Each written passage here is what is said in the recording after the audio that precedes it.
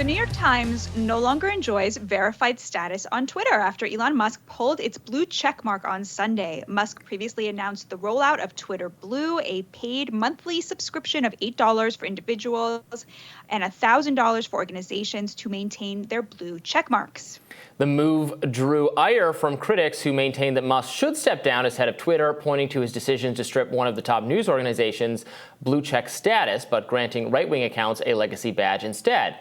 Some Twitter users accused the chief of Twitter of bias. The account Politics First tweeted this: "The bias is unreal, and we're living in dangerous times where the owner of this platform controls a social media app with political bias." So here's what happened. So Elon Musk said this was going to be the deadline.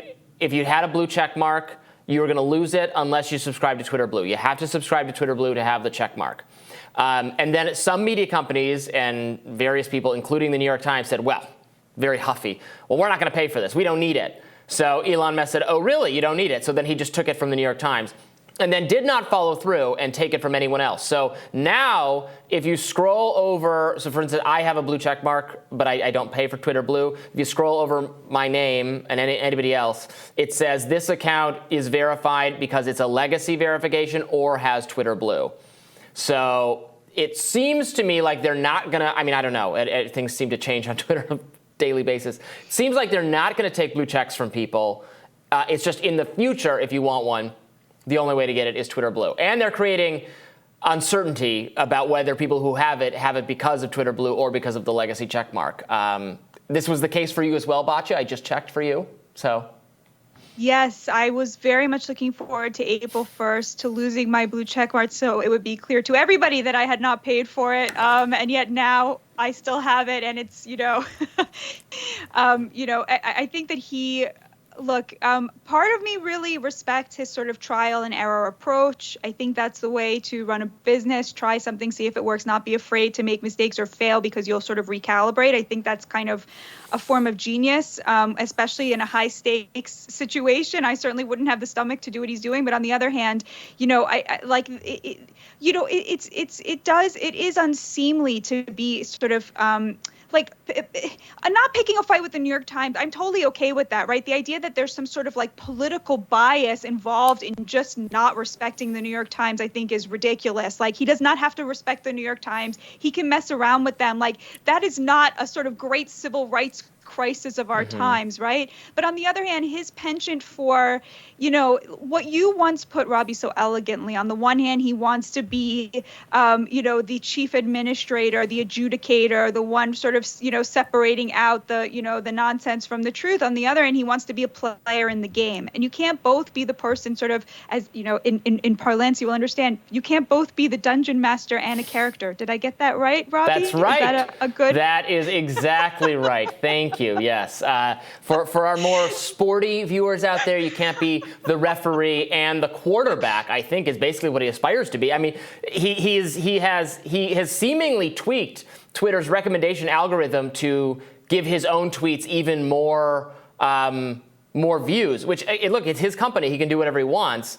But I think it's a little bit rich to complain about bias and those kinds of things on the platform and then, take unilateral action to strip the New York Times of its Twitter account. You could, at that point, you're just saying, this is my company and I'm doing what I want to, which, again, it's fine. You can do that, but you can't really pretend to have a loftier principle at play. I will say, I think people who say that stripping the New York Times of its blue check is politically motivated or reflects a political bias are sort of telling on themselves, right? It's sort of an admission that the New York Times is totally solidly on the side of the Democrats, which obviously is obvious to everybody, right? But it's sort of an admission from that side as well. I'm sorry I can't go, I can't talk go a whole segment on Elon Musk and Twitter without mentioning, his ties to the CCP. We know that, when he was tweeting about the lab leak theory, he got, informed in no uncertain terms from, China's state-run media that he better not, they used a Chinese saying that means, don't bite the hand that feeds you. And of course, the CCP is the hand that feeds Elon Musk. His entire supply chain runs through China. So he is deeply compromised when it comes to free speech issues. But like you, Robbie, I mean, it's his platform.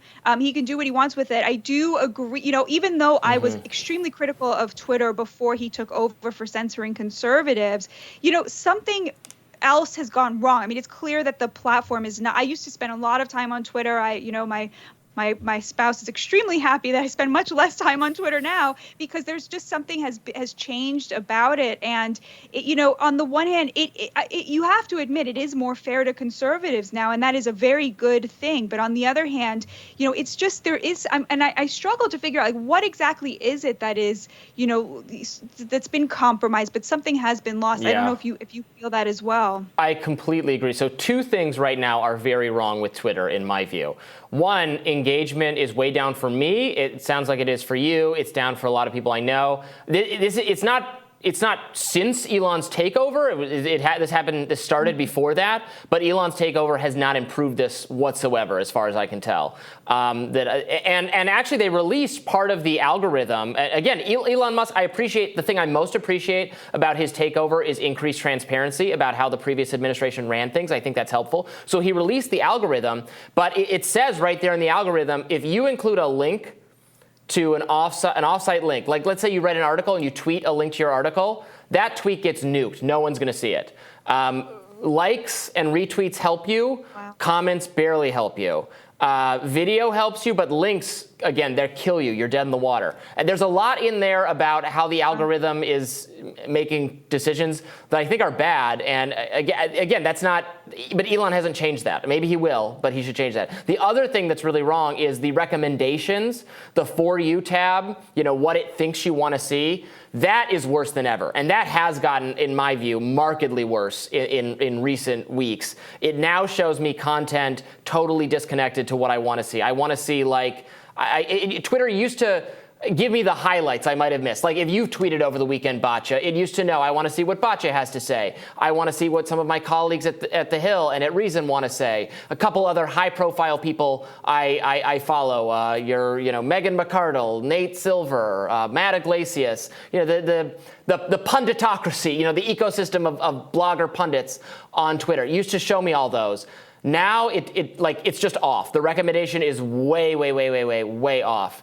It shows me more things that kind of just like make me mad, which I don't know if that's a deliberate choice. It's definitely not a healthy one. Like, I see more crazy COVID people, kind of, which I don't want to engage with that. I don't want to see it at all. I don't follow those people. I don't follow people who are still think they're gonna have disabling long COVID if they leave their bedrooms. But that's being recommended to me sometimes, which I don't get. So anyway, those are the things I think are not improvements at all right now, and I would like them. I think it would be great if we could go back, again, to the way things were in the 2015, 2016, 2017, 2018 period, except without the additional censorship of dissent of the right, and that was ramping up during that period and then really came to a head because of the elections and because of COVID. So let's take the policies of non-bias and non-censorship that Elon purports to want to implement, and then but then also not have this hostility to news coverage and links the way it used to be. That would be the best of both worlds from my standpoint. I'm not sure what's standing in the way of it. Yeah, I mean, part of me worries that the thing that's worse about it is like what you said, that, things that are getting elevated are not necessarily things that I've chosen to be informed about.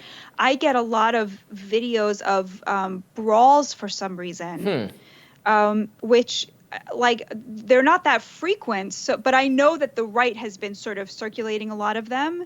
My Twitter feed is very evenly balanced. You can go somewhere and check. You could put in your handle and it will tell you what percentage you follow that are right wing and what percentage are left wing. And it's pretty even for me, but I'm getting a lot less from the left now, which I don't like, because you want to be able to check yourself. You want to be able to, see what the other side is saying, whatever the topic is, you want to kind of get that balance.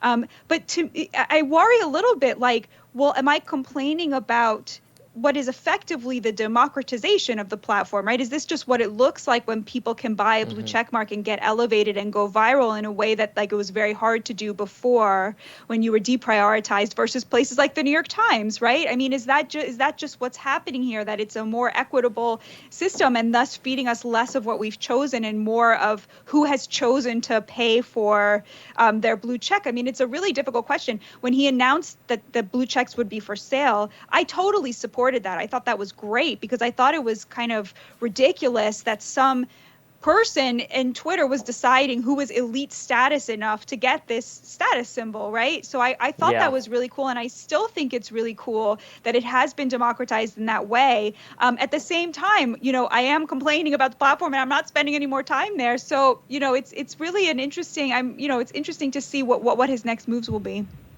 Yeah, very much so. It just seems not good from a business standpoint because, like, I'm tweeting less. I'm on the like you can look over time. I'm tweeting way less than I used to, and it's because I'm not seeing things I care about. So I'm not like responding to people or retweeting people or getting to like long. Remember, we used to have arguments on Twitter. You used to debate people back and forth. Even before that, I was doing that on Facebook. And then Facebook kind of changed some things. I started seeing less news-related content. It got less debatey, so I moved off of it. I was more active in that way on Twitter. And then Twitter's gone that road too, so I'm not going to be engaged in it. And to the extent these companies, they want your attention because they're selling ads, so they want you watching. So it just doesn't seem to make, I don't think it's good, and it doesn't seem to make good business sense to me. But just some free consultant advice from a frequent user of the platform, and I would pay for it. I would definitely pay for it if the service was comparable to the way it used to be. I wouldn't pay for it in its current incarnation. It doesn't seem at all even close to worth it. But I would be willing to pay with it. I agree with you that the random elites get cred is not a great system either. So anyway. Yeah, if he had just shown up and said, "Give me $5 a month, and I will." The only thing I'll stop doing is censoring conservatives, right? So it would have fixed the problem that even somebody like me, I'm not a conservative, but I didn't like that conservatives were clearly being censored, right? Like if he was like, just pay me to fix that problem and everything else will stay the same, I think I would have probably preferred that to what's going on now, which I can't really quite put my finger on it, but getting closer. Yeah, totally agree. All right, we'll have more Rising right after this.